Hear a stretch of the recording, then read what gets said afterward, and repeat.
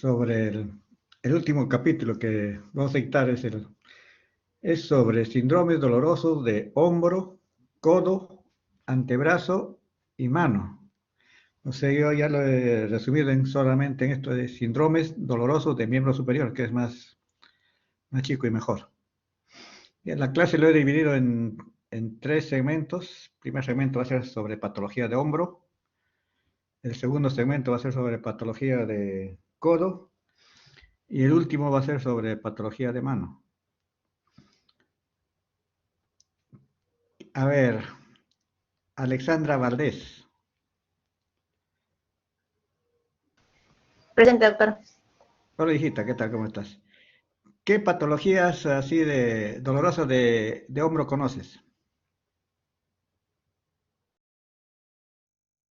Las luxaciones, doctor.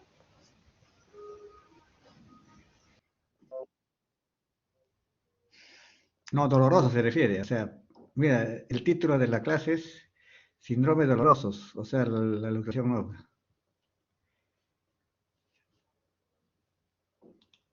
A ver, ¿qué patologías? O sea, ¿qué patologías de hombro en la familia? ¿No ha habido alguien que haya sufrido de algo del hombro? Síndrome del manguito rotador, doctor. Claro, ahí está, muy bien, Cristal. ¿Otro? ¿Otra También patología? síndrome del túnel carpiano. Claro, eso ya no sería el hombro, sino sería en la muñeca, ¿no? La mano. ¿Y a otro? Sí, doctor. ¿Cuál? Doctor. A ver, Doctor, desgarros de Cristal, tendón, doctor, también. ¿cuál? Desgarros de los tendones. Claro, claro. Ahí está, sí. Miren, eso es, eso es lo más común que van a ver siempre. Ahora, la patología más común ustedes que van a ver es, en esta época son las lumbalgias y o sea, las patologías así de hombro o de codo. Ya eso van a ver como por más que no sean traumatólogos, ustedes siempre van a ver esa patología. Vamos a comenzar con el hombro.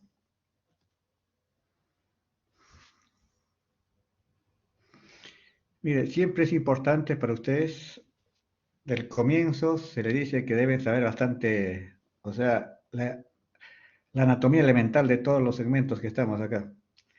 En este caso tenemos el hombro, la diapositiva de arriba a la izquierda, tenemos la vista posterior del hombro, con sus respectivos músculos, que tenemos el músculo supraespinoso, el infraespinoso y la espina. Y lógicamente acá en el húmero tenemos la tuberosidad mayor, donde se insertan en la parte superior, se inserta el músculo supraespinoso.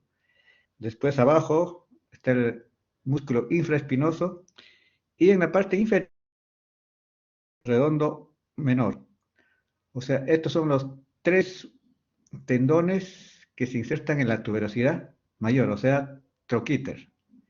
Y en la tuberosidad menor, en el troquín, ¿quién se inserta? Solamente un tendón, el tendón del subescapular. Esos cuatro tendones son los que forman el famoso manguito rotador. Que sepan, siempre hay preguntas sobre manguito rotador en todos los exámenes que toman, sea ENAM, sean para internado o para residentado, siempre les preguntan sobre esto, sobre el manguito rotador, sobre los cuatro tendones y qué función tiene cada uno de ellos. ¿Mm? Es muy importante que sepan eso. Ya saben, en la vista posterior tenemos los tres tendones y en la vista anterior solamente el subescapular. Y después también deben recordarse los músculos de la región torácica. Llámese el trapecio que está acá, el deltoides, el músculo del infraespinoso y acá tenemos todos los otros músculos, ¿no? El redondo, el romboides, el músculo mayor y acá tenemos también el supraespinoso, el infraespinoso y el redondo menor en la parte posterior. Y en los brazos tenemos las dos cabezas del bíceps, bíceps braquial de la porción larga y porción corta.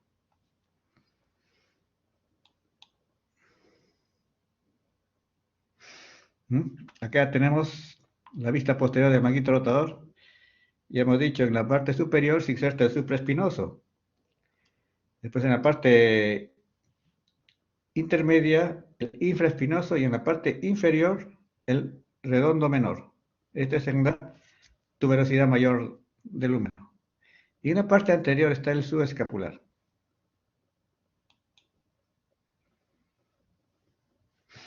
Y acá está el resumen. Miren, los 4 tendones del manguito rotador. El supraespinoso, que se inserta en la parte superior de la tuberosidad mayor, en esta parte. ¿Y cuál es la función? Es abducción, o sea, levantar el brazo. Eso hace el supraespinoso.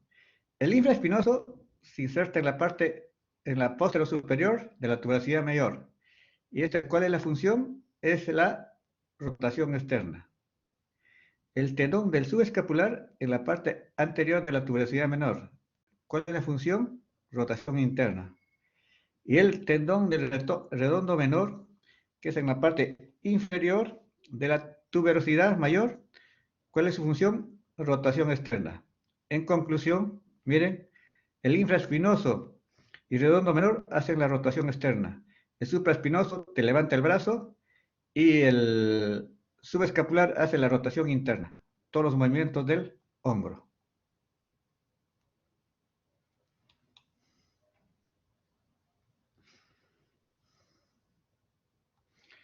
Ahora vamos a hablar lo que es el hombro doloroso. Miren esta patología, todos los sinónimos que puede tener. Algunos le dicen síndrome de hombro doloroso, que es el más común. Otros le dicen enfermedad de Duplex. Otros le pueden decir periarteritis escapulohumeral. Y el otro le dicen síndrome del manguito de los rotadores. Todos son sinónimos que significa hombro doloroso, patología amplia. ¿Cómo se clasifica la patología del hombro doloroso? En patología del manguito rotador, que puede haber esta se subdivide en tendinitis calcificada o ruptura del manguito rotador. Otra patología es del síndrome bicipital, o sea, el tendón del bíceps, donde puede haber una tendinitis, o sea, una inflamación o una rotura. Y la otra es la bursitis, que puede ser bursitis aguda o crónica. Y la otra patología es el hombro congelado. Congelado, como su nombre lo dice, no puede mover el hombro.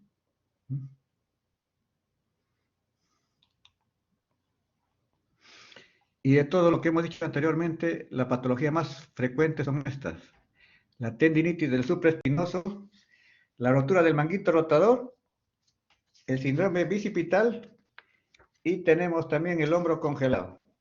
Miren acá. Generalmente, ¿cuáles son las causas de esta patología del hombro? Son las lesiones de la articulación acromioclavicular. Normalmente cuando los americanos juegan el fútbol americano, ahí se paran chancando, ¿no? Es donde tienen estas lesiones. O también en los jugadores de béisbol, especialmente los lanzadores, que hacen el impacto en el manguito rotador. O también los deportistas acá, los nadadores, que te produce una inestabilidad generalmente del hombro. Tanto practicar deporte, siempre estos pacientes, los nadadores de élite, tienen una inestabilidad a nivel del hombro.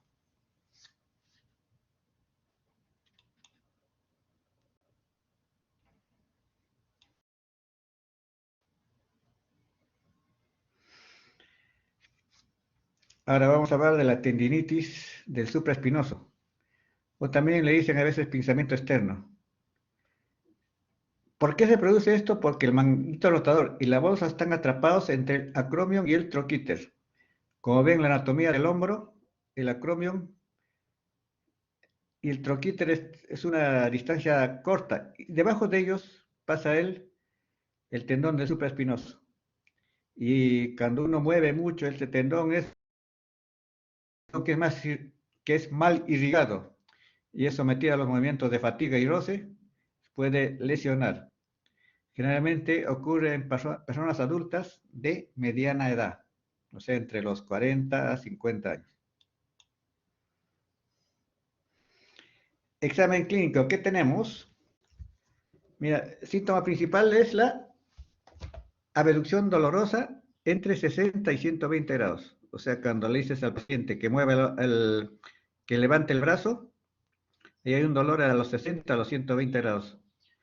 Tenemos las pruebas, ¿ves? Pruebas clínicas, prueba de NIR, prueba de Hacking y la prueba de Ho. La prueba de NIR es una flexión anterior mayor a los 90 grados. Hay dolor a nivel del manguito rotador.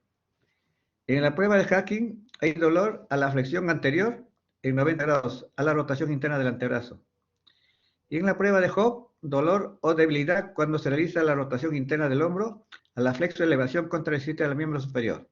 Esa es la teoría. Ahora vamos a la práctica. Miren, la prueba de NIR. Acá el que examina con la mano derecha fija la escápula de la paciente y con la mano izquierda elevas el brazo pasivamente. Y generalmente ya entre los 90 o 100 grados ya comienza el dolor a nivel del hombro. Esa es la prueba de NIR.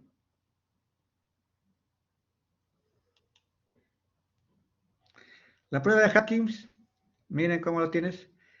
El paciente está en flexión de 90 grados, el miembro superior, y rotación interna del brazo. Y se produce, cuando tú vas levantando esto, hay un dolor a nivel del acromio. Ahí. Es la prueba de Hacking. Y tenemos la prueba de Ho. ¿En qué consiste? Tienes los brazos, los dos brazos del paciente en extensión y el examinador hace una contrarresistencia y le dice que al paciente que levante el brazo. Y tú haces la contrarresistencia. Cuando hay eso, hay dolor a nivel del supraespinoso. Significa, si hay mucho dolor, una rotura del supraespinoso. Tú haces la contra con el brazo del examinador y la paciente levanta el brazo. Cuando hace eso, debe haber un dolor a nivel del hombro, en la región del supraespinoso. El diagnóstico de la tendinitis con una radiografía. A ver, Carlos Toxio. Carlos.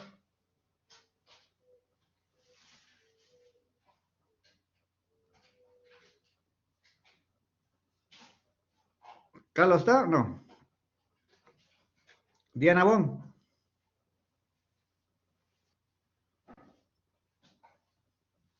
Diana. Gustavo Suárez. Presente, doctor. Ahí está, Gustavo. ¿Una radiografía te ayuda para el diagnóstico de una tendinitis o no? No, doctor. ¿Qué dice Gustavo? No, doctor. ¿Por qué dice no? Porque la radiografía no ve partes blancas. Ya. Pero si indirectamente tú tomas una radiografía y ves a nivel del acromion un espolón o un gancho, ¿te ayudaría o no? Sí. Claro, la radiografía te ayuda para descartar algún problema a nivel del acromion. Ahí, porque generalmente a veces tus pacientes están con sus ganchitos o sus espolones, sus cachitos que están en la zona, ¿ya? Bueno, en este caso ya, si quieres un examen más específico, le pides una resonancia magnética o también le puedes hacer una artroscopía de hombro.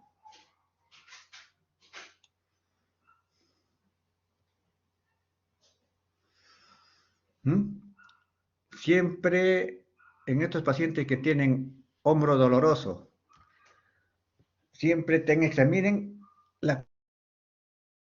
y al revés, cuando el paciente refiere dolor a nivel de la columna cervical, siempre examinen el hombro, ¿ya? Y se le pide en ambos casos, se le pide la serie radiográfica de columna cervical y serie radiográfica de hombro.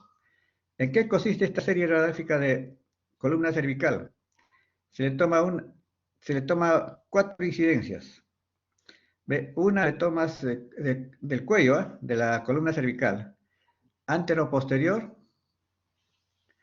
la otra la lateral,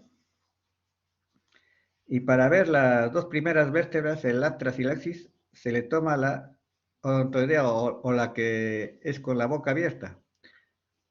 Es para observar las 2 primeras vértebras. Y también opcionalmente les puedes pedir una oblicua. Esa es la serie radiográfica de columna cervical. Y también tenemos la serie radiográfica de hombro.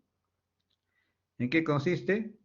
En una radiografía antero-posterior del hombro, una lateral, que es la trax, o lo dicen en la transtorácica o transaxilar, y la otra es la axial, que le toman debajo de la axila.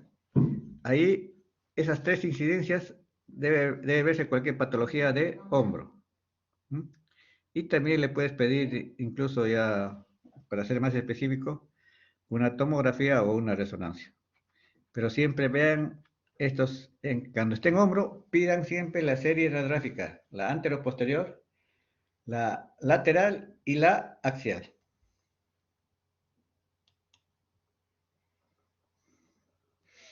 El tratamiento puede ser conservador. En estos casos, ¿qué se le da? Antiinflamatorio no esteroideos, ustedes ya lo conocen. Se puede hacer infiltración con corticoides o también fisioterapia para fortalecer el manguito rotador. Y también hay veces modificar las actividades diarias. Estos pacientes que sufren de hombro doloroso, así de tendinitis, generalmente son gente que trabaja mucho con el hombro, llámese pintores o trabajadores de construcción civil, o a veces también hay gente que últimamente está viéndose bastante en los digitadores, que están 3, 4, 5, 6 horas o así digitando, sufren estas patologías. Así es. Y los tratamientos, ya si no, hay que decirle de antemano que el tratamiento del hombro doloroso es un tratamiento largo, ¿eh? Hay veces estos pacientes van de médico en médico. Es un tratamiento largo, ¿ya? Y los de rebeldes, se puede hacer una acromioplastía, o sea, una extirpación del acromion ahí, donde hay un aplastamiento del manguito, o se le puede liberar la porción distal del tendón. O sea, eso se llama una descompresión subacromial. Es el tratamiento ya quirúrgico. Ahora vamos a hablar de la tendinitis calcárea del supraespinoso. ¿En qué consiste son? Esta patología hay depósitos de calcio en los tendones del manguito rotador, específicamente en el supraespinoso. Frecuente en mujeres. Etiología dice que hay una mudanza metabólica de los fibroblastos y pasa por 3 fases. La primera es la precalcificación, donde hay una metaplasia, nacen los depósitos de calcio. Después ya es en la época aguda, una calcificación. Y después ya tenemos la tercera fase, postcalcificación, que en algunos casos se resuelve la calcificación del tendón. Cuadro clínico que hay, dolor agudo nocturno con hipotensia funcional, o sea, un dolor en el hombro y no puede hacer los movimientos propios de él. Dolor a la movilización del hombro por arriba de la cabeza, hacer la abducción. Es con lo que se dice el signo del arco positivo entre 60 y 120 grados de abducción.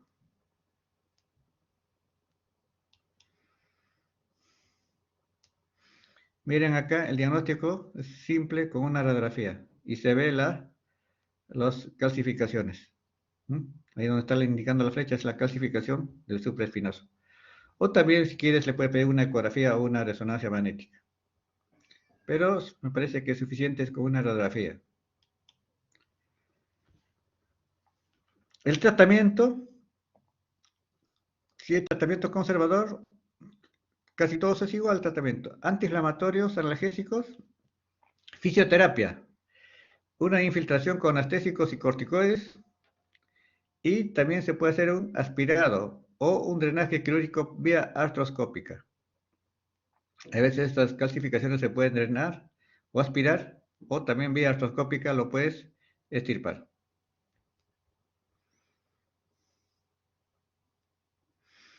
Ya les digo de antemano, no, la infiltración es parte del tratamiento, o sea, es parte del arsenal de tratamiento de nosotros los médicos. Pero tienen que saber hacerla y saber cómo se infiltra. Tienen que tener la técnica para hacer una infiltración adecuada. Hay gente que a veces hasta abusa de los corticoides. No es que el corticoide esté mal, sino está mal indicado. O están infiltrando pacientes con diabetes. O hay gente osada que infiltra en zonas que no debe hacerse. Nosotros vemos en la práctica permanentemente algunos médicos generales que infiltran incluso dolor de rodilla, están infiltrando encima de la rótula. Y lógicamente hay necrosis o una celulitis de la zona. Se meten a hacer, o sea, procedimientos sin saber la misma técnica.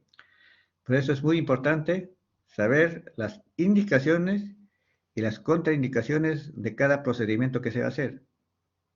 Por ejemplo, una infiltración está contraindicado generalmente en pacientes diabéticos, cuando le pones corticoides me refiero. Salvo que su corticoide esté menos de, no, salvo que su glucosa esté menos de 100, en ese caso sí se puede hacer, pero lógicamente siempre diciéndole ahí que el corticoide le puede subir la glucosa. O también hay veces de gente osteoporótica, ahí también está, prácticamente es una contraindicación relativa para hacer una infiltración con corticoides. El corticoide te da un poquito más de osteoporosis.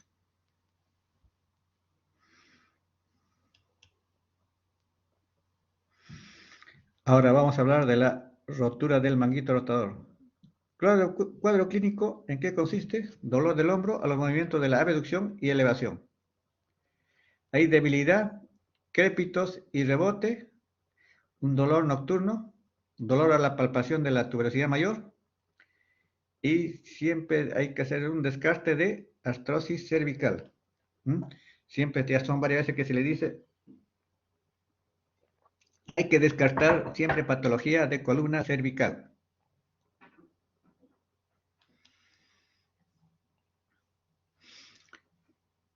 Tenemos los espacios, la bolsa serosa, tenemos el espacio subacromial, donde pasan el tendón del supra e infraespinoso, y el espacio subcoracoideo, que es para el tendón del subescapular.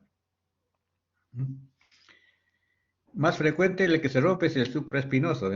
Etiología, factor intrínseco propio del tendón, por su hipovascularidad. Ustedes saben que el tendón tiene poca vascularidad.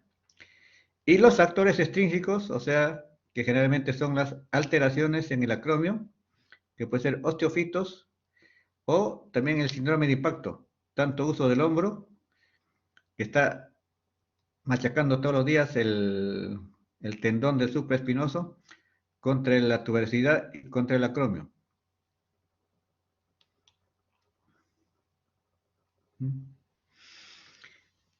El diagnóstico, ¿cómo se hace? En una radiografía se puede ver una especie de espolón. Hay disminución del espacio subacromial, y si le haces una artrografía, lógicamente fuga el contraste. Y esto mejor se confirma con una ecografía, y si le haces una resonancia magnética con mayor... la resonancia es lo más indicado acá para ver una ruptura. Lógicamente que para el contraste tienes que ponerle el contraste, llevarlo al paciente a sala, para que rayos X, toda esa cosa.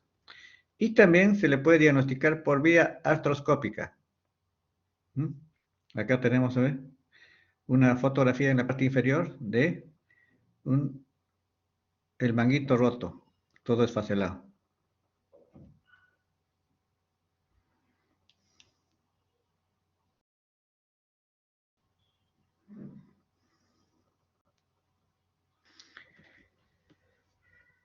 El diagnóstico diferencial de la ruptura del manguito rotador, primero con una artrosis acromioclavicular. Claudia, en una artrosis, ¿qué encontramos?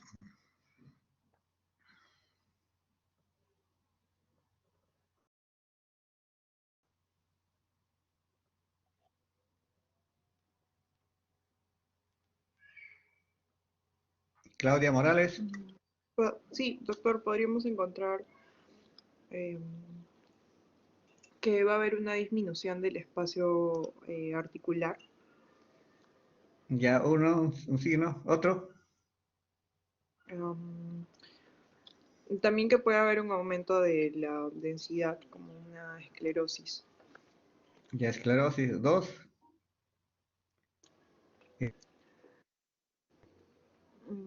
Nada, podemos ver también, doctor, que el hueso está sobresaliendo, que puede haber una formación de osteofitos, porque el hueso sobresale de la Claro, eso articulación. ya es una artrosis avanzada. Pero el diagnóstico es, cuando tienes una artrosis así leve, ¿qué encuentras? Son tres signos, ¿no? Como tú bien lo has dicho, una disminución del espacio interarticular, después hay una esclerosis periarticular y hay una osteoporosis ahí en la articulación. Y en este caso ya es, cuando es avanzado ya tienes esos ya, ¿no? Los picos, así, las deformaciones de la articulación. También el diagnóstico diferencial está con una capsulitis adhesiva, en este caso, clínicamente, o también puede haber con una tendinitis calcárea, que está en la clasificación, o también ya con artrosis clenumeral, o sea, ya artrosis de la cabeza del húmero. Siempre hay que hacer el diagnóstico diferencial con esas patologías. El tratamiento, si es una ruptura parcial, el tratamiento es conservador. AINES, infiltraciones y fisioterapia, que se está infiltrando. Pero si es una ruptura total, se hace una cirugía vía artroscópica para descompresión subaracnoidal o una cirugía abierta, como en este caso. Haces una incisión ahí en el hombro, encuentras la ruptura del tendón y haces luego la reparas y lo cierras todo. Esta es una cirugía abierta.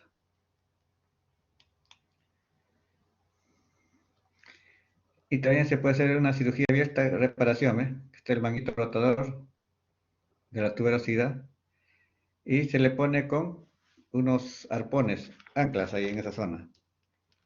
¿Ves? Fíjense cómo dos hileras de técnica, se llama la técnica de hueso, tendón, fijación con arpones. Doble hilera de fijación. Se le hace unos orificios en el hueso. Se hace con una broquita, con una broca delgada. Y por ahí pasan las suturas y acá le pones un arponcito para fijarlo.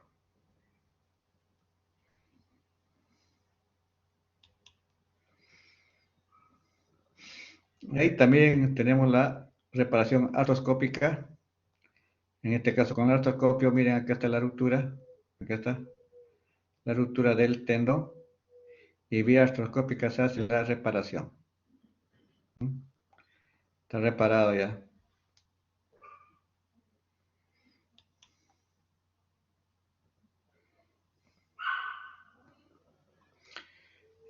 En caso de que la cirugía sea mayor o haya fracasado, se le pone este implante biodegradable que se utiliza para espaciar y reducir la fricción entre el acromion y la cabeza del húmero. Es una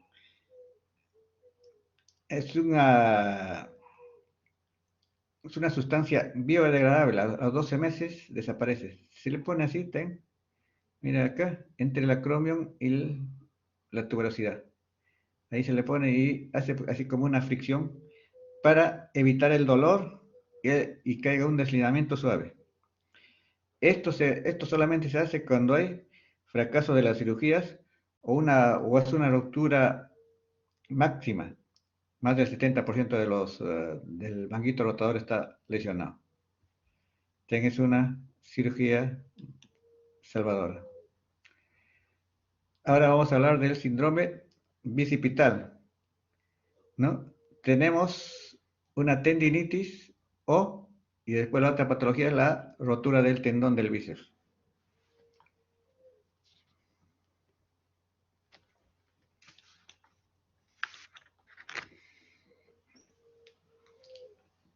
En la tendinitis del bíceps está asociado a rotura del manguito rotador. Hay lesiones de la polea del bíceps en la región subescapular. Hay un dolor más resalte y hay una hipersensibilidad en la región del bíceps.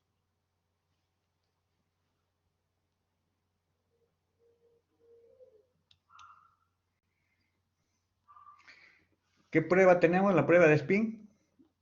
Mira, le pones el brazo en extensión y el que examina pone así como un tope en la zona y el paciente dice que flexione.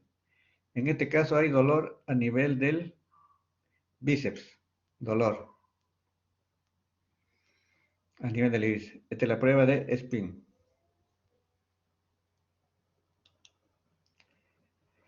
La prueba de Jerhansen se hace con el codo en 90 grados y el paciente le dice que haga una supinación, o sea, que lleve el antebrazo para arriba. Y ustedes hacen la contra. Es positiva cuando hay dolor a nivel del bíceps de acá. Cuando trata así. Por una tendinitis ahí. Diagnóstico, acá la radiografía no te ayuda en nada. Y la resonancia sí te ayuda para ver si hay una rotura del bíceps braquial.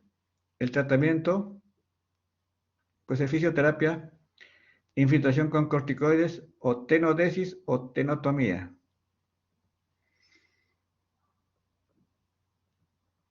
Carla Tineo. Sí, Carla, doctor. Sí, hola hija, doctor. buenas tardes. Buenas tardes. ¿Qué entiendes por tenodesis?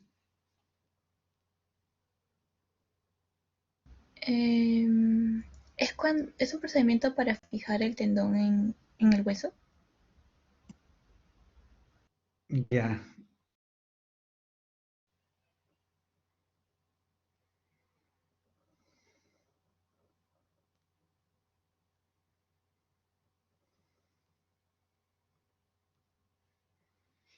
A ver, Kiara Villavicencio, ¿qué dice?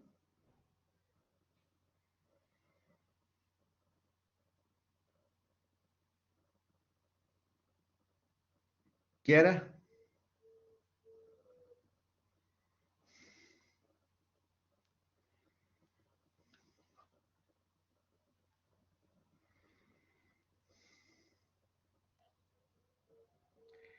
Pierina Ponce.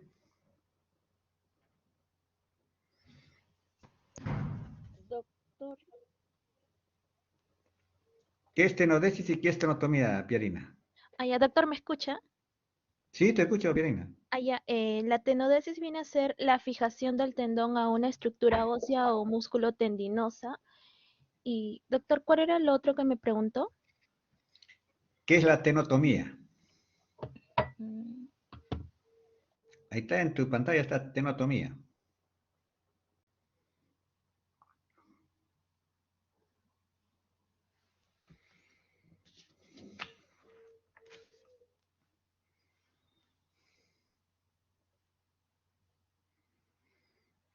Ya.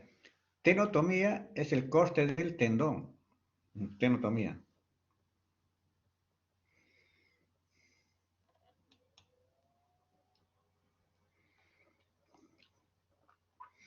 Y ahora vamos a hablar de la rotura del tendón del bíceps proximal. Ocurre generalmente en personas mayores secundaria a una tenosinovitis crónica. Es también es una rotura degenerativa, o sea, por el tiempo, por la edad. Asociado a pinzamiento y rotura del manguito rotador. Generalmente siempre está comprometido en el manguito rotador. Es producida por movimientos bruscos.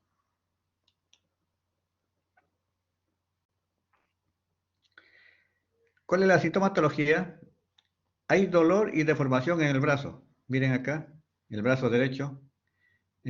Como dice, ¿no? El brazo de Popeye. Un signo de ruptura de la porción larga del bíceps. Debilidad para la supinación. Tenemos en el signo de la pedrada y el signo del hachazo.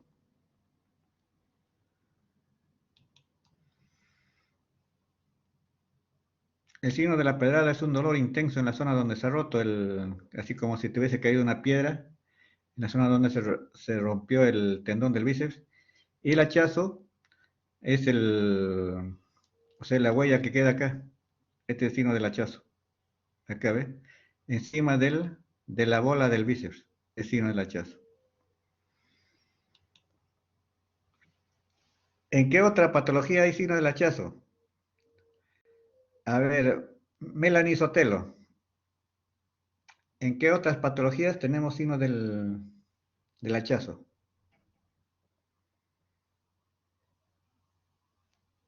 Melanie.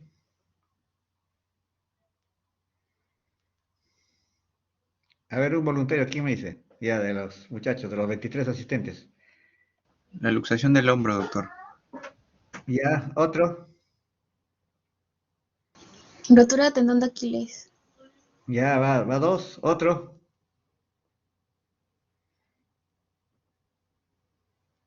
Tenga otra rotura acá del cuádriceps. Tenga signo del hachazo. Y después también tenemos cuando hay fracturas supracondilias de húmero. Signo del hachazo, ¿eh? Son 4 o 5 signos del hachazo.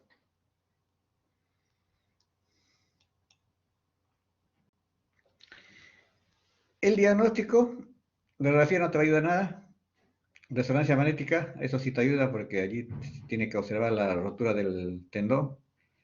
El tratamiento, fisioterapia, fortalecimiento, evitar la debilidad, o sea, que no haga la supinación del paciente.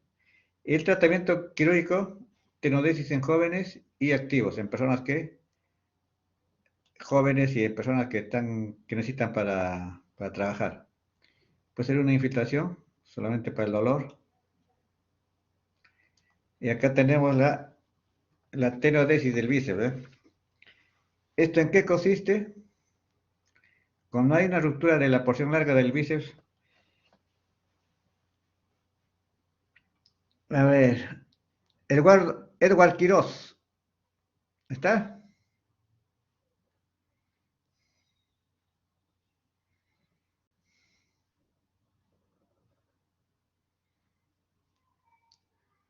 Ustedes ponen ahí y se van. Frank Moreno.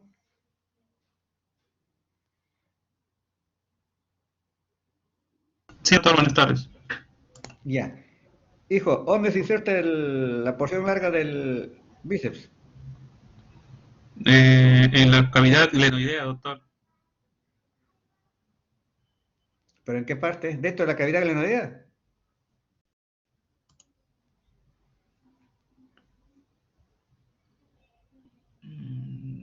Cabeza larga. Hay un tubérculo, doctor. Claro, es el tubérculo supraglenoideo, o sea, encima. Ya. ¿Y la porción corta, dónde se inserta? En la coracoides, doctor. Claro, en la apófisis coracoides. Muy bien. ¿Ya? Eso tienen que saber bien. Y acá lo que se rompe cuando hace el bíceps es la porción larga, ¿no? Que se inserta en el... Acá se ve cómo se hace la tenodesis, una incisión chica de unos 5 centímetros. Después, como está roto ahí, se desinserta el bíceps. Después le haces un corte de el tendón, ¿no? Y después ya haces la sutura dentro y la tenodesis es en el húmero, la haces horadas, haces un orificio y lo fijas con un tornillo ahí. O sea, la tenodesis es nueva inserción del tendón generalmente fuera de su lugar normal. O sea, la tenodesis ideal hubiera sido que lo pongamos en el tubérculo supraglenoideo, pero no te da, porque no, ¿ya? Y por eso lo fijamos en el húmero acá, en la parte anterior. Pero va a seguir cumpliendo su función para la flexión del antebrazo. Y ahí ve, se le pone y se le fija con un tornillo. Aquí está el tendón dentro y se le fija con un tornillo.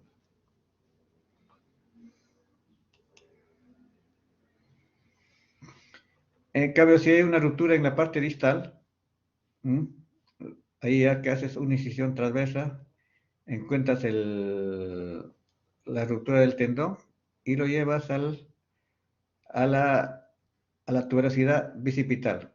Y ahí lo anclas así con dos orificios en el hueso.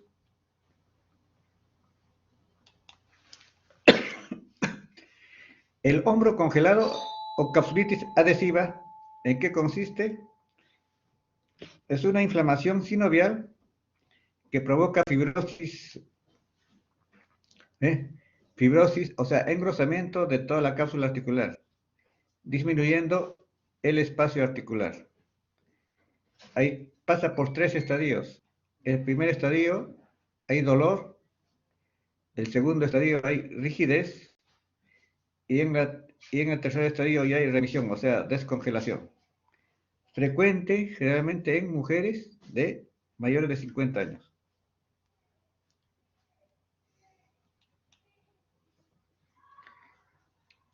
En cuanto a la etiología, es idiopática, o sea, no se sabe la causa de este mal, o a veces se ha visto secundaria a inmovilizaciones prolongadas, traumatismos o pacientes que sufren diabetes mellitus o tiroides. Y últimamente también estamos viendo en pacientes que han tenido COVID. Los pacientes que tienen COVID generalmente siempre vienen con hombro doloroso o lumbalgia. Una alta incidencia, vean, va a ser. A ver, puede ser el motivo de algún trabajo. Hay mucha incidencia de hombro doloroso y de lumbalgia en pacientes post-COVID.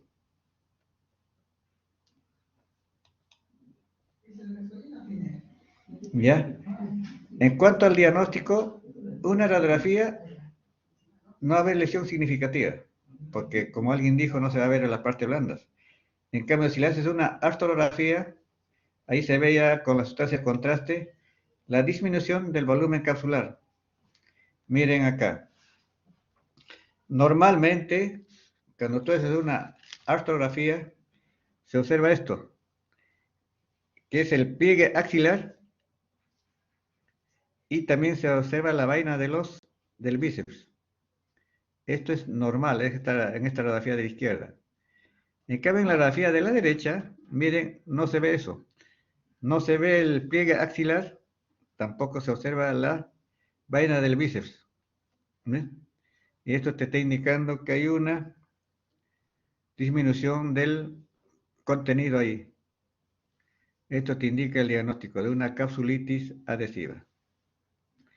El tratamiento, antiinflamatorios, infiltración, puede ser fisioterapia activa o pasiva.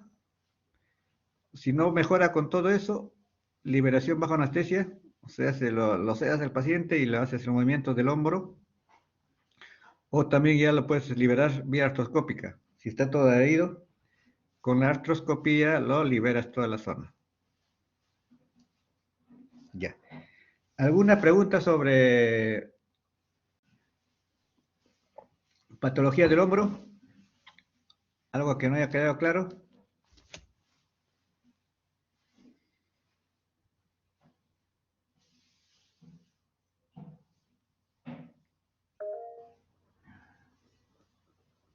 Doctor, una pregunta. Sí. Quería saber Escucho. si un síndrome doloroso puede complicarse en un hombro congelado.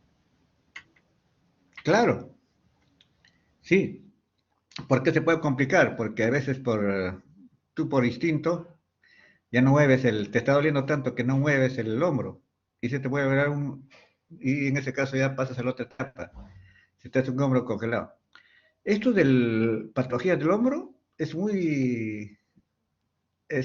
los pacientes generalmente van a todos los médicos, primero van al médico general, de ahí van al médico internista, al reumatólogo, incluso ellos mismos a veces recién viene al traumatólogo, cuando debe ser al revés. ¿Mm? Es así, son de pacientes que van rotando en diferentes tipos de médicos.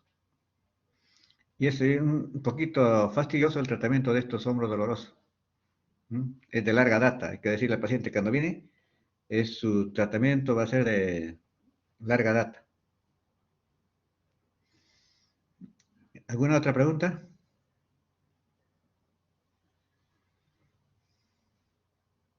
Ya. Ahora vamos. Mira, ahí tenemos la patología del codo, tenemos la epicondilitis lateral, o llamada codo de tenista, y la epicondilitis medial, llamada codo de golfista. Acá preferible, yo les digo a ustedes, en el codo llamen epicóndilo, en la parte externa del codo, y epitróclea, en la parte interna, porque algunos dicen, ¿no? Como en este caso, epicondilitis interna, pero si le puede decir epitróclea, ¿para qué eso? Para que no se confunda. Epicóndilo en la parte externa y epitróclea en la parte interna.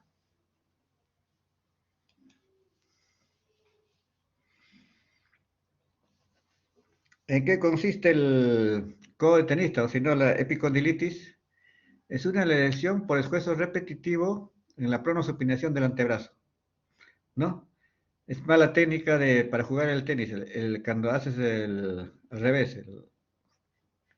¿Ya? Dolor localizado acá a nivel del extensor radial del carpo, del corto y del largo, acá. Y el extensor común de los dedos. Es un dolor exquisito a nivel del epicóndilo. Y dolor generalmente cuando haces la supinación, o sea, cuando pones la mano para arriba. ¿Ya? Acá tenemos dolor exquisito a nivel del epicóndilo. ¿Mm?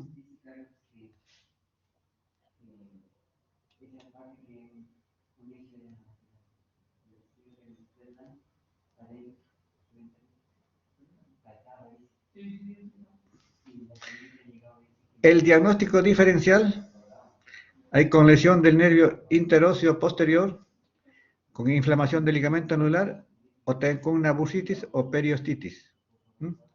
Siempre hay que hacer el diagnóstico diferencial.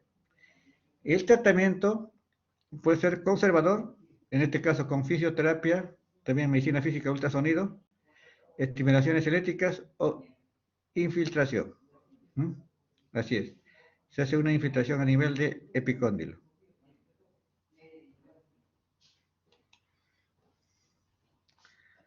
O también, si no te pasa con eso, puede ser una liberación quirúrgica del epicóndilo. Un corte lateral. Acá tenemos el origen de los tendones extensores. Ahí haces una liberación. Y listo.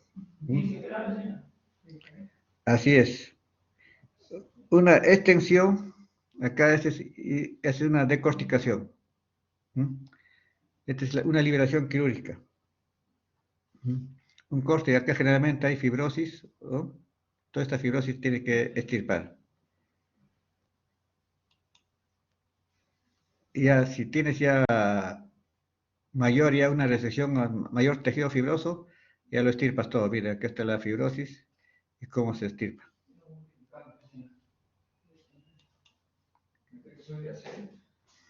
Ya. Ahora vamos a ver sobre la epitrocleitis o epicondilitis medial del húmero, o codo de golfista. También ocurre, es una inflamación de los tendones, también ocurre en los jugadores de, como he dicho, de golf o los lanzadores de jabalina, los deportistas. Hay un dolor en la parte interna del codo. Tratamiento, ya hemos dicho, igualito que el epicóndilo lateral. Aire, reposo, infiltración y raro cirugía en esta zona. ¿Por qué? Ya que en esta zona pasa el nervio cubital. Nosotros le decimos, ahí está el enemigo. En el canal epitróqueo olecraniano, acá está, ¿ves? Ahí está el nervio cubital. A veces puede estar la compresión de este nervio y después puede lesionar hacer la cirugía. Pero si ya sigue el dolor, ¿qué haces en ese caso? Haces una liberación del epicóndilo lateral y haces una transposición del nervio cubital. Nervio cubital que está en la región posterior, lo pasas anterior. ¿Mm? O si no, si tienes una ruptura de esta zona, ruptura solamente le reparas la ruptura. En cambio, si no, si hay mucho dolor o una fibrosis, el nervio se le pasa, se hace una transposición, que vamos a ver ahorita.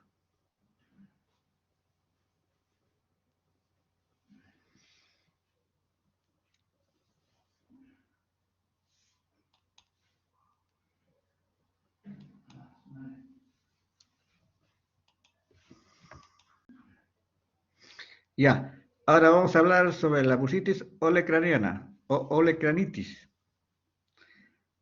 A ver, vamos a hacer una pequeña encuesta, muchachos. A ver, levanten la mano, o si no, díganme algo. ¿Quiénes tienen bursitis olecraniana?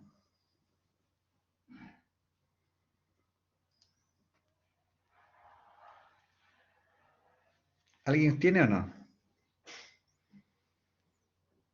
Claudia, Cristal, Diana, Edward, Frank, Gustavo, Jaime, Ian, Jorge, Carla, Kiara, María, Melanie, Paul, Pierina. No, no, doctor.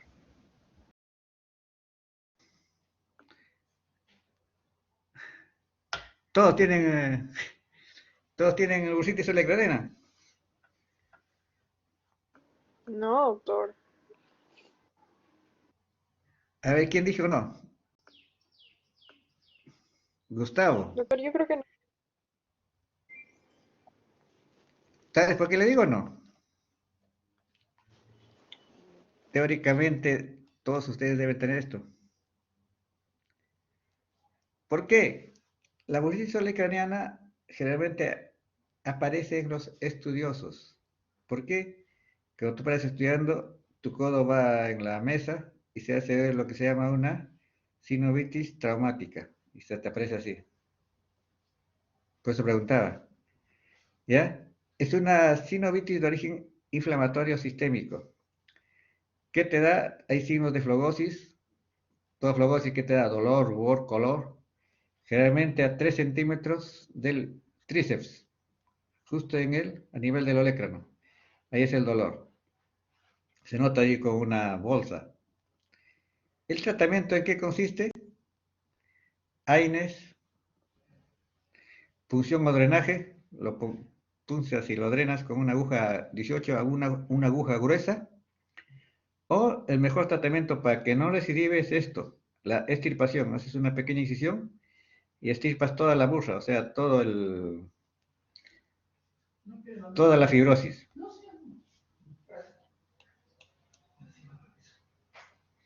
¿Ya? Ahora vamos a hablar del síndrome del túnel cubital. ¿Por qué se produce? Por compresión de nervio cubital en el codo, por las dos cabezas del músculo cubital anterior. ¿Dónde se produce esa compresión? En el espacio epitrócleo olecraniano. ¿Mm? Miren acá está el espacio, acá está el olecrano, epitrócleo, por ahí pasa justo el nervio cubital. Se hace más evidente en la flexión del codo. Cuando hay codo, el ligamento comprime el nervio.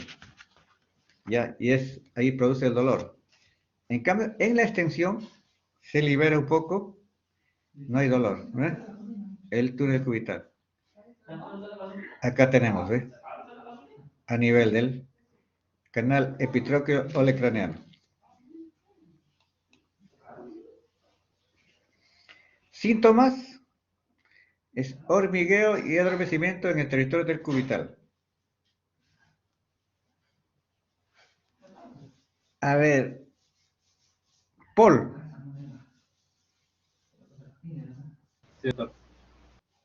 ¿cuál es el territorio del cubital en la mano?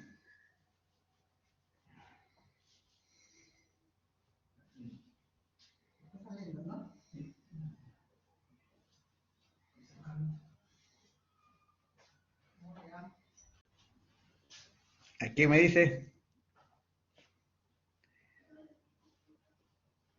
Melanie Sotelo, a ver.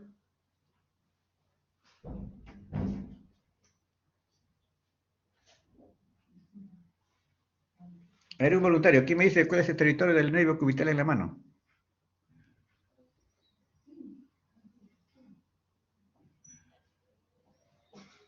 Doctor, no inervaba lo que es el quinto y la mitad del cuarto dedo, doctor. A ver, habla más claro, no te escucho. Un poquito más cerca. El quinto y la mitad del cuarto dedo. Claro, esa es la rama motora, pues es la mitad del cuarto dedo y todo el quinto dedo. Ahí tiene la sintomatología, ¿no? Hay hormigueo y adormecimiento en el territorio del cubital, o sea, hay hormigueo a nivel del cuarto, la mitad del cuarto dedo y en el quinto dedo. Dolor en el codo, disminución de las fuerzas de prensión, hay atrofia de los intrínsecos, generalmente el primer intrínseco, y tinel positivo a la flexión.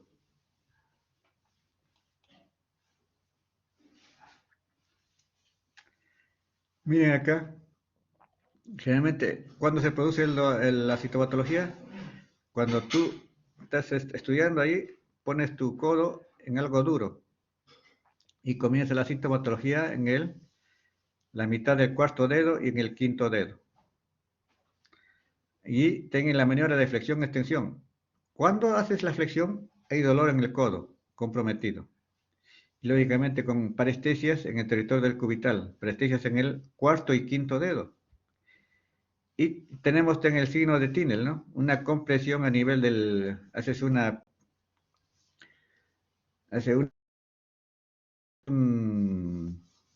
signo de Tinel ahí en el codo y se va a ver unas parestesias en el cuarto y quinto dedo. O un dolor en la zona del canal ahí, epitrócleo olecraniano.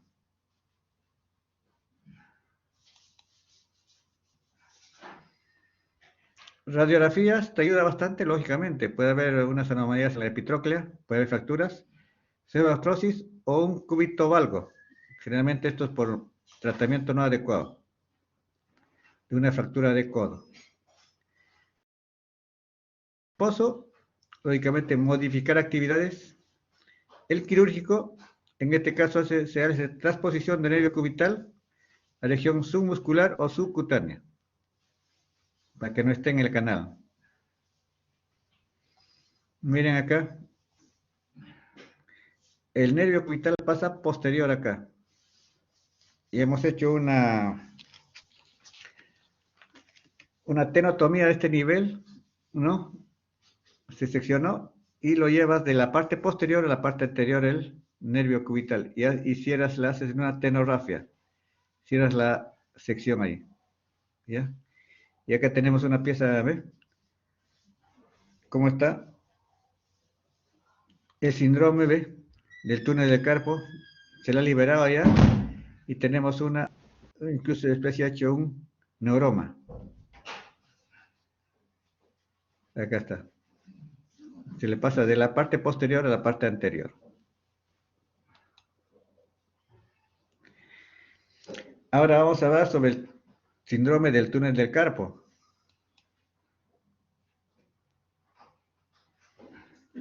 ¿Qué tenemos? Ya es una etiología desconocida.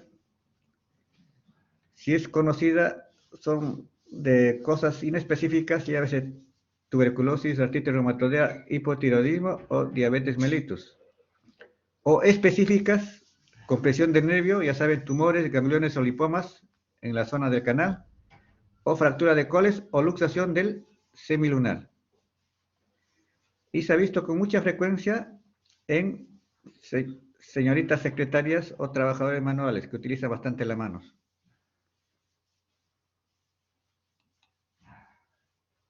Ya.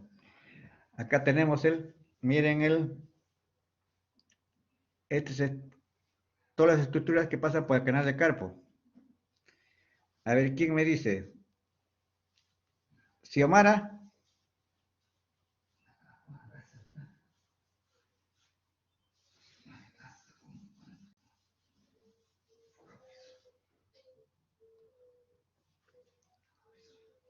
Hola, Xiomara. Ya. ¿Qué estructuras pasan por el canal de Carpo? ¿Y cuántas son?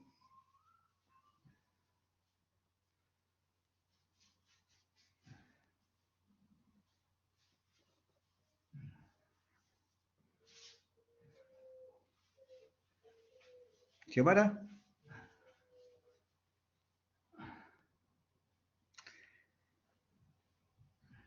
A, a ver qué dice Katia Mejía.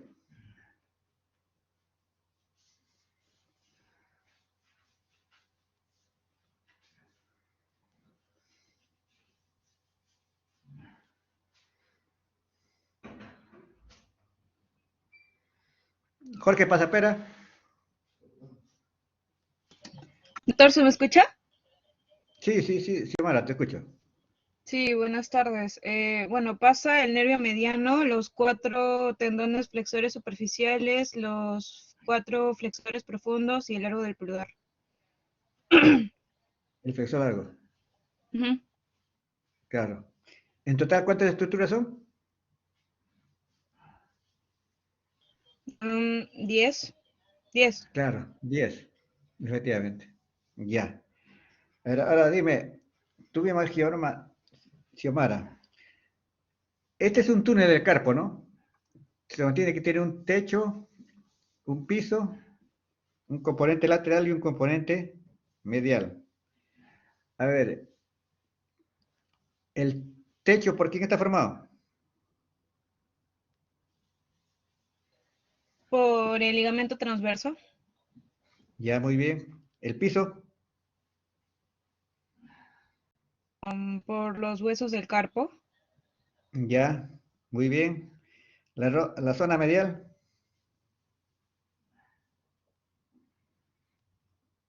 el, el ganchoso y el ¿qué más? pisiforme, Muy bien. ¿Y la zona lateral? el trapecio y el escafoides. Muy bien.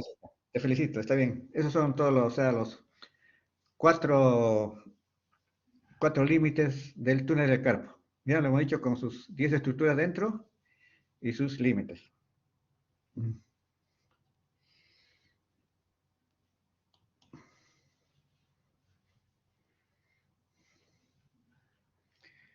¿La clínica en qué consiste? Parestesia, dolor, hipoestesia nocturna y hormigueo.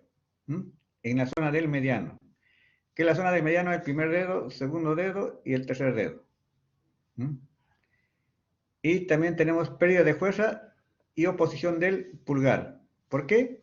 Porque tenemos atrofia del músculo tenar en esta zona. Los signos, tenemos tres signos importantes.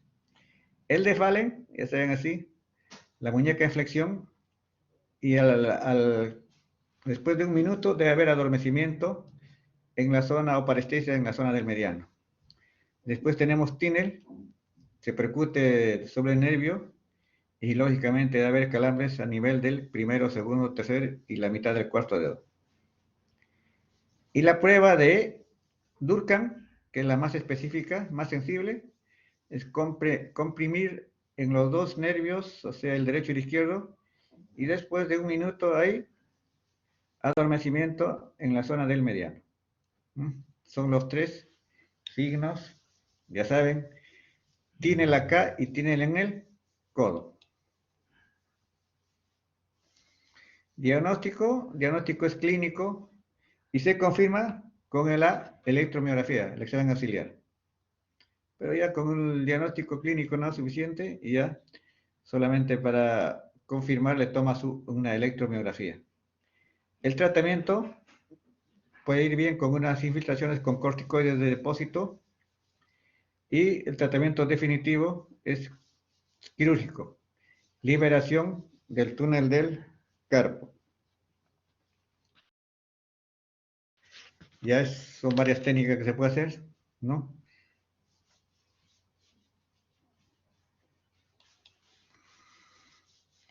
Acá tenemos las técnicas, ¿ves? Que se hace la liberación del túnel del Carpo. Lógicamente, siempre teniendo en cuenta las estructuras nobles que pasan por ahí. a veces un nervio recurrente del mediano, o también a veces puede lesionar algunos de los tendones. ¿Mm? O también esto es el arco arterial superficial, que puede lesionar, que pasa cerca, donde se libera ahí. El tratamiento hay que seccionar o liberar todo el retináculo flexor, todo este retináculo flexor, que está formado por 3 estructuras. La fascia profunda distal del antebrazo, que está acá, la fascia profunda distal del antebrazo. El otro es el ligamento transverso del carpo. Y la otra estructura es la aponeurosis de los músculos tenares y hipotenares. Esas 3 estructuras hay que seccionar. ¿Mm?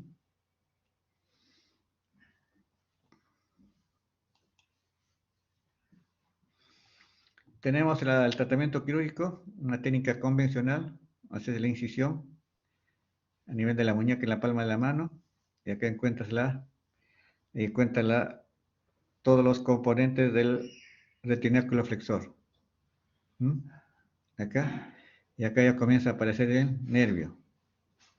Seccionas todo esto y aparece el nervio mediano. El nervio mediano tienes que liberarlo todo. O sea, repito, las 3 secciones. En la parte proximal, la fascia profunda del antebrazo. En la parte distal, la aponeurosis de los músculos tenares e hipotenares. Y en la parte central, el ligamento transverso. Esas 3 estructuras hay que liberar. Y ahora tenemos ya la técnica mínimamente invasiva. Una incisión más cortita, más chica, más o menos de 2 centímetros. ¿Ve? Ahí. Liberas hace la sección de todas las estructuras que hemos dicho. Y debes tener ya el nervio mediano ahí, ¿lo ves? Y lo suturas, ¿con cuántos? Con 3 puntitos, 4 puntos. Y le pones su vendaje. Lógicamente esta incisión tienes que hacerlo para liberar todas las 3 estructuras que hemos dicho. Y acá tenemos otro caso, ¿sí? Síndrome del túnel del carpo. Tanto es la compresión a este nivel, miren cómo está comprimido este nervio, y en la parte distal se ha hecho una pseudoneuroma. Mira cómo está igualito acá. Un pseudoneuroma por la compresión del ligamento transverso. Se libera. Y también se puede hacer la liberación endoscópica. Lógicamente que acá tienes que cobrar un poquito más y tiene que ser con anestesia. Ya puede ser un bloqueo o anestesia local, dependiendo de la sensibilidad del paciente. Ahí se hace ya vía artroscópica la liberación. El problema es que con esta artroscopia, como se pone unos bisturí retrógrados, puede lesionar siempre la arteria. Esa es la arteria del arco arterial superficial.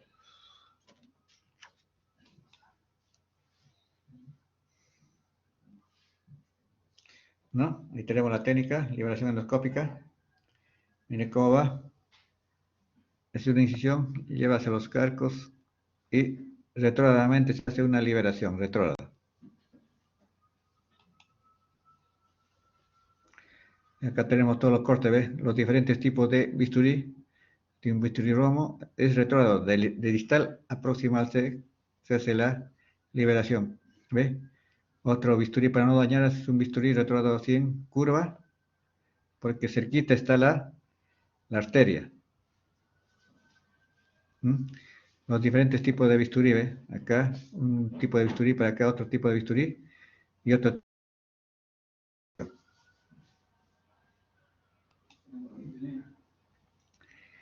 Y también tenemos el síndrome del túnel de Guyon. ¿En qué consiste?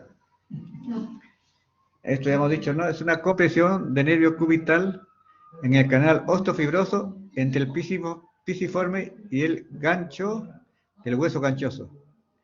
También discurre la arteria y el nervio cubital. Tenemos sus 2 ramas, la profunda, que es la musculatura, la superficial, que va al quinto dedo y la mitad del cuarto dedo. ¿Qué sintomatología tenemos? Dolor, debilidad, parestesias en el cuarto y quinto dedo. Diagnóstico se hace con una electromiografía. Tratamiento leve, si es sintomatología leve, infiltración. Grave, liberación quirúrgica. Acá se le está infiltrando.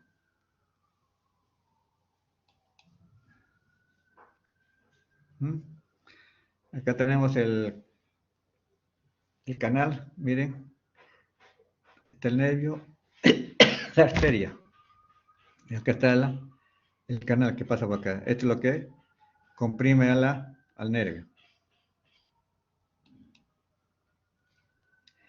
Y acá tenemos los casos, miren. Acá está el canal, el nervio medial, el nervio cubital que está pasando por acá. Y acá esto es lo que comprime. Acá está la entrada y la salida del canal. Ya una vez ya liberado, como se ve libre ya el nervio cubital, se le secciona esto.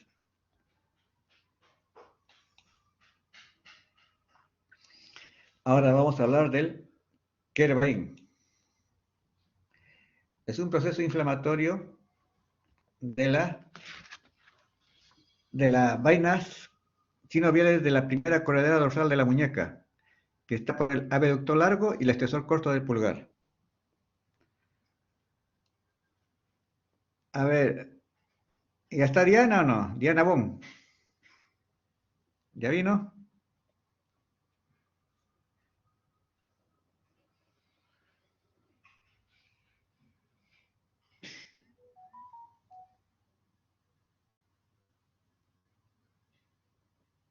Jorge Pasapera.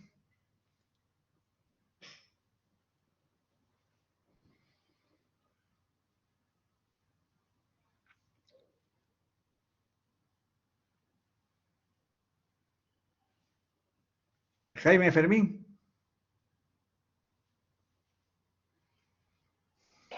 Sí, doctor, buenas tardes. ¿Qué tal, Jaime? Buenas tardes. Ah, ¿Qué tenemos?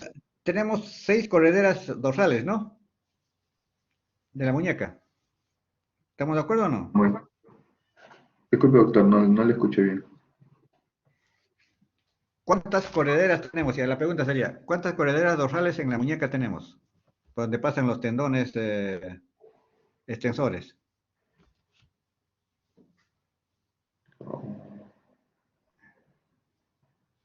5 o 6, creo, doctor. Son 6. Sí. ¿Sabes alguno de ellos? Por ejemplo, el Kerr-Vein es una inflamación de la primera corredera, pues. Es el abductor largo y el extensor corto. La segunda corredera, ¿por quién está formada?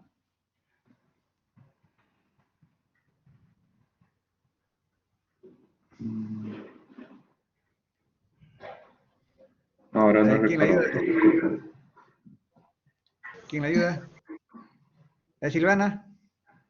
Sí, el extensor largo del carpo y el extensor corto del carpo. Ya. ¿La segunda corredera? ¿La tercera? Sí, del extensor La largo tercera. del pulgar. Ya, muy bien. ¿La cuarta? El extensor común de los dedos y el extensor propio del índice. Muy bien. ¿La quinta?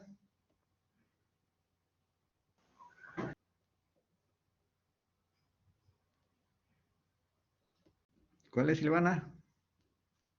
Sí, el extensor del quinto dedo del Claro. ¿Y meñique. la sexta? El extensor cubital del carpo.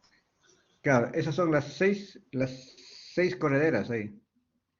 Ya apenas sé bien eso. El Kerr-Vein es la primera corredera, o sea, del abductor largo y el extensor corto del pulgar.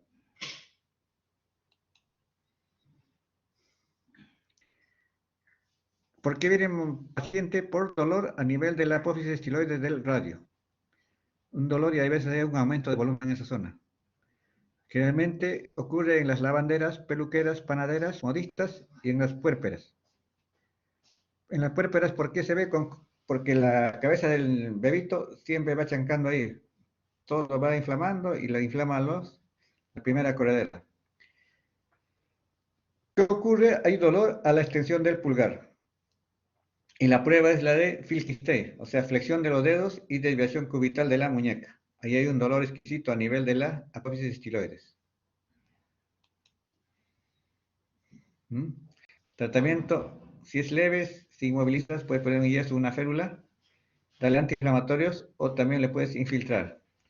Si es grave, ya es tratamiento quirúrgico, o sea, haces una liberación de la corredera. ¿Cómo es el tratamiento quirúrgico? Haces un abordaje oblicuo, ahí está la corredera y esto seccionas y lo liberas. Seccionas y liberas los dos tendones. Es una operación sencilla que se hace con anestesia local. Ahora vamos a hablar del dedo en gatillo o en resorte. ¿Esto por qué ocurre? Por engrosamiento de los tendones y su vaina. O sea, el tendón se hace más grueso y la vaina más chica. O sea, no deja pasar el tendón por la vaina. Y es por eso que el dedo se queda en flexión, así. Y es por eso se dice dedo en gatillo, o engatillado, o en resorte. En resorte, ¿por qué? Cuando tú lo extiendes esto, salta así como un resorte.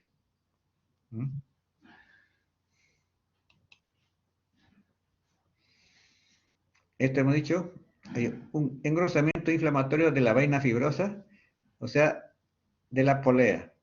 O sea, no puede pasar libremente el tendón dentro de la polea. Es por eso que lo engatilla, o sea, lo comprime. En este caso sería así, ¿eh? Hay una discrepancia de tamaño entre el tendón flexor y la polea. No deja pasar la polea. Si lo deja pasar, el dedo se queda en flexión. Ese nódulo impide el desplazamiento del tendón por la polea de metacarpiano. Es a nivel de la polea A1, por si acaso. El dedo queda trabado en flexión y si lo estiras, hay resalte y un chasquido audible. El tratamiento al comienzo puede ser infiltración y el tratamiento quirúrgico es definitivo, es esto, ¿no? Seccionar la polea. Esto liberas ahí y ya se con anestesia local tengo.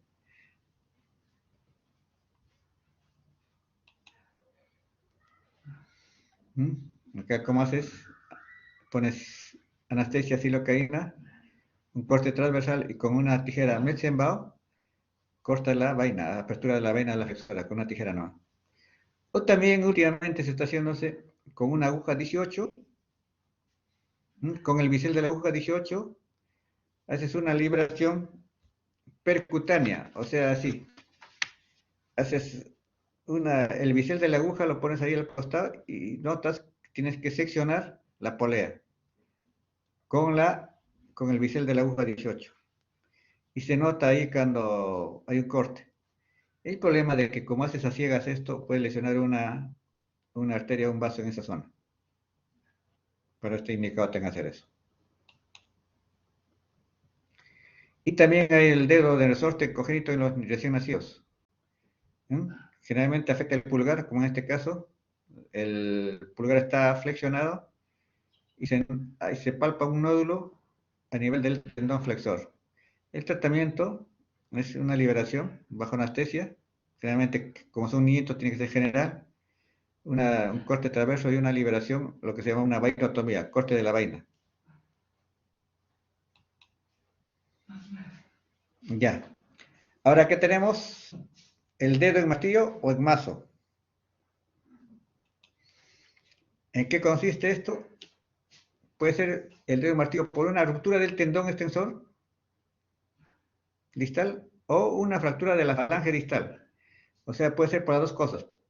O también tiene de haber las dos. O se produce por ruptura del tendón extensor o por una fractura de la falange distal. ¿Cómo se produce? Generalmente los basquetbolistas o voleibolistas golpean la punta del dedo y ahí se hace una deformación en flexión. Hay edema, dolor y imposibilidad para la extensión de la falange.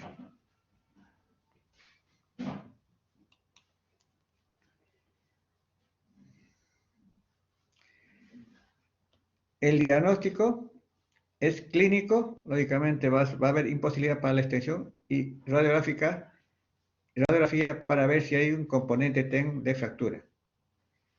Tipos, el 1 solamente hay ruptura del tendón extensor. ¿Ves? Rotura del tendón extensor. En cambio, el tipo 2 hay una pequeña fractura del fragmento óseo acá. Y el tipo 3 ya hay una avulsión, ¿ves? Una avulsión más grande del hueso y lógicamente tiene que haber una subluxación palmar. ¿Bien? Ahí está ahí, uno es solamente ruptura, el otro es una pequeña fragmento y el otro decía es una subluxación, grado 3.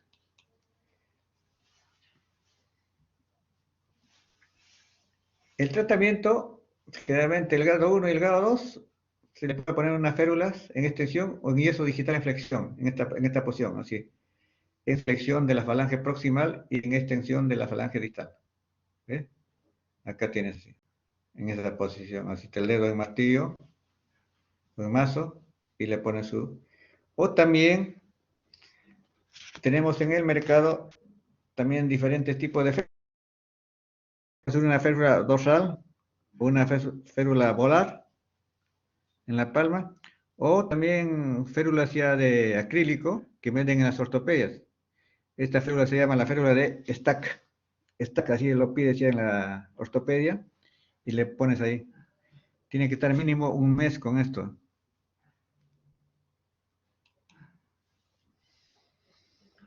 Y en cambio, si es tratamiento quirúrgico, generalmente el tratamiento quirúrgico se hace en todos los deportistas calificados, sea voleibolistas, sea basquetbolistas ahí, por más que tenga 1, 2 o 3, todos son quirúrgicos para que vuelvan lo más antes posible a sus actividades deportivas.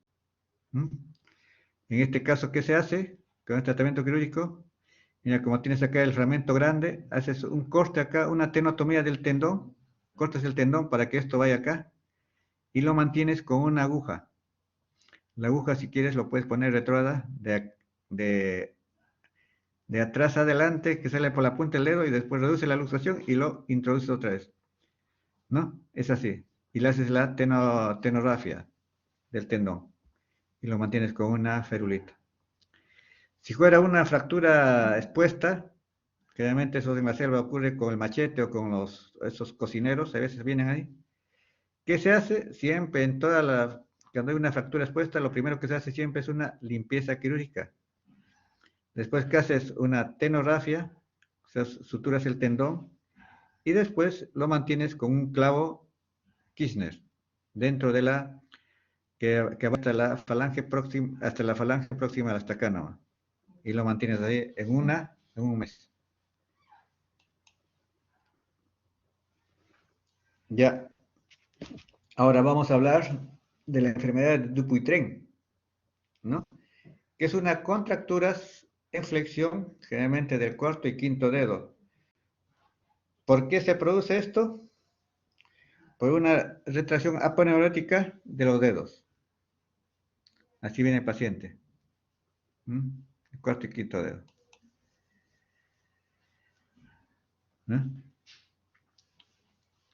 Miren cómo está. Es una retracción de la aponeurosis palmar de los dedos por una, dice, fibrinodisplasia proliferativa del tejido celular subcutáneo y de la fascia, que va en aumento. La etiología es desconocida, pero hay factores predisponentes, porque a veces se ha visto en familiares, componentes familiares, epilépticos o los que usan medicinas antiepilépticas, los alcohólicos crónicos, los que tienen enfermedades crónicas o microtraumatismo repetitivo. Esto se ve generalmente en los que trabajan en minas o en construcción de carreteras, los que hacen perforaciones con esa máquina vibradora que está ahí. En esos casos ocurre esto. También se asocia a enfermedades de Lendenhaus en la planta del pie o enfermedades de Peyronie, que es una fibrosis a nivel del pene.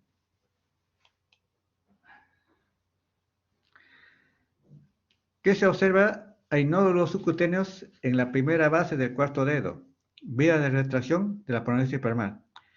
Cuadro clínico, ¿en qué consiste? Retracción progresiva del flexor de los dedos. Se inicia en el cuarto dedo y después va avanzando hasta el quinto. Frecuente en varones. Tratamiento siempre es quirúrgico. Una fasciotomía, o en los casos ya de tratamiento crónico, se hace una amputación, casos graves.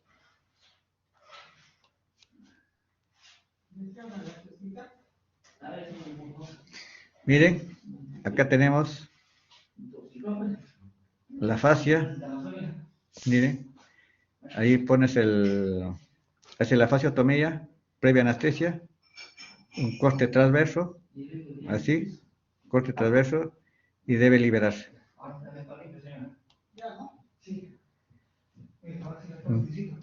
O también tenemos la fasciectomía parcial. Miren acá, una incisión en Y, una incisión en Y, y acá tenemos está extirpando la fascia, y acá están los tendones flexores. Y se sutura en Y. Se hace una incisión en C, o sea, en Y, así, y se sutura en Z, para que no haya retracción de la piel.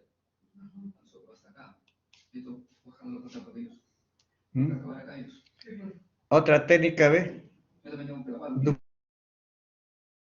Incisión en Z. Acá está la fibrosis. Acá tenemos ya el aparato, la pieza anatómica. Y acá está el tendón flexor.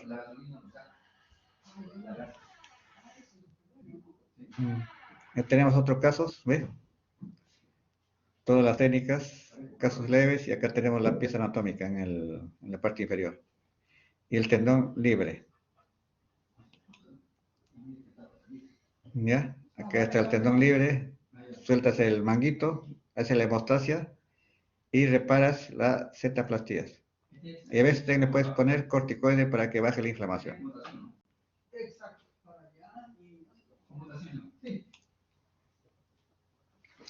Complicaciones de la cirugía del Dupuytren. Puede haber lesión de nervio radial, isquemia por espasmo, hematoma, reactivación de la enfermedad o distrofia simpático refleja.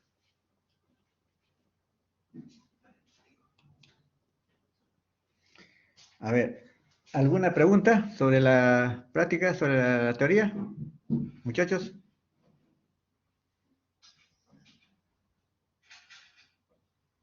No, doctor. No, ya. Entonces, si no hay preguntas, hemos dado por concluida la teoría y le deseo suerte para el examen. Gracias, doctor.